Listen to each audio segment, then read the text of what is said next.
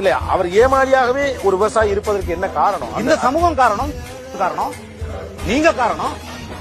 ஏன் ஜல்லிக்கட்டு தான் போராடிக்க? விவசாயிகளுக்கு நியாயமான விலை கூடியா? விவசாய சங்கம் போராடும், அவன் செத்து போயிடுவான். அடுத்த தலைமுறைக்கு போராட ஆள் இல்ல. அவனே காவேரிக்கு போராடுவான், விலைக்கு போராடுவான், எல்லாத்துக்கும் போராடுவான். அப்ப நீங்களா இந்த வேடிக்கை பாத்தீங்களா? ஆனா பொங்கல் மட்டும் கொண்டாட்டம்.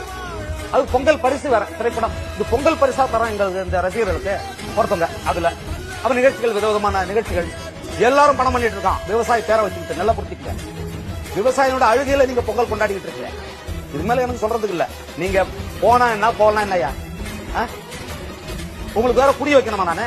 இதெல்லாம் இருக்கு தம்பி, நீங்க போங்க, போய் உங்க கிராமத்தை பாருங்க. சொன்னாதான் புரியுமா? சொல்லிதான் தெரிஞ்சுக்கிறீங்களா? போய் பாருங்க உலக நாடுகள் என்ன நடக்குன்னு.